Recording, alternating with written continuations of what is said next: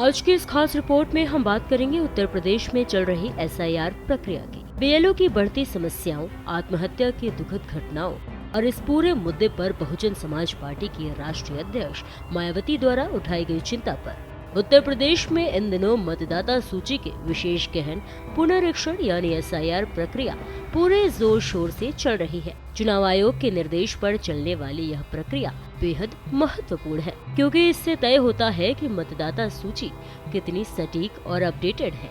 लेकिन इस बार एसआईआर का काम एक बड़े विवाद का विषय बन गया है।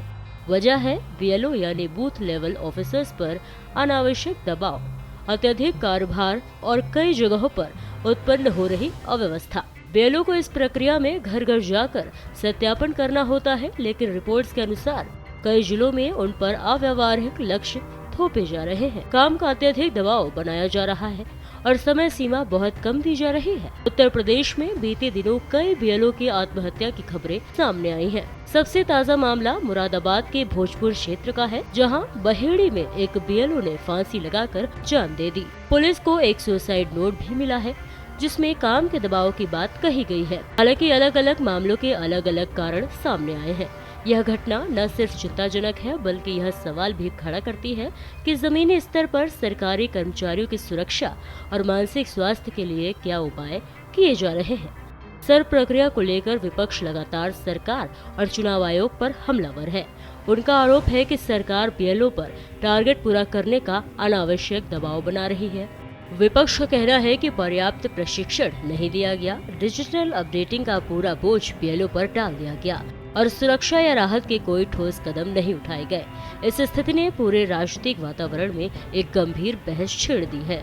इसी मुद्दे पर बसपा के राष्ट्रीय अध्यक्ष और पूर्व मुख्यमंत्री मायावती ने चिंता जताई।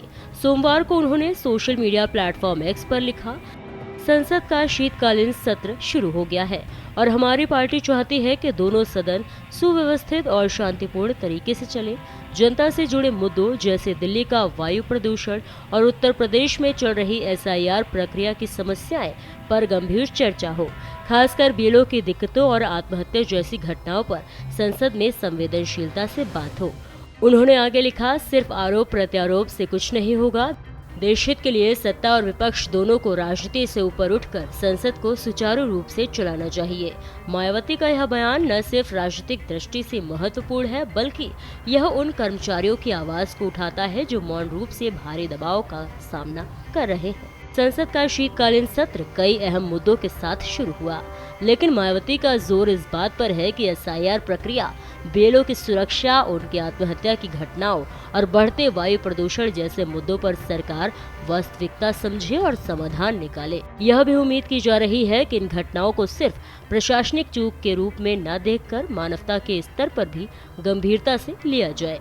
अब बड़ा सवाल ये उठ रहा है कि क्या सरकार और संसद इस मुद्दे पर ठोस कदम उठाएगी? क्या बीएलओ के कार्यभार को व्यवस्थित किया जाएगा? क्या उनकी सुरक्षा, मानसिक स्वास्थ्य और काम की परिस्थितियों को बेहतर बनाया जाएगा? बीएलओ हमारे लोकतंत्र की नींव है। वे ही घर घर जाकर मतदाताओं की पहचान सुनिश्चित करते हैं। ऐसे में उनकी सुरक्षा और सम्मान सुनिश्चित करना सरकार और समाज दोनों की जिम्मेदारी है। उत्तर प्रदेश में एसआईआर प्रक्रिया जारी है, लेकिन साथ ही उठे सवालों को अनदेखा नहीं किया जा सकता। बीएलओ के दुखद मौतें सिर्फ आंकड़े नहीं है, वे एक व्यवस्था की पीड़ा का संकेत है। अब देखते हैं कि संसद, सरकार और विपक्ष इस मुद्दे को कितना गंभीरता से लेता है। फिलहाल के लिए इतना ही। ऐसे ही और भी तमाम खबरों को देखने के लिए देखते रहिए भारत एक्सप्रेस यूपी।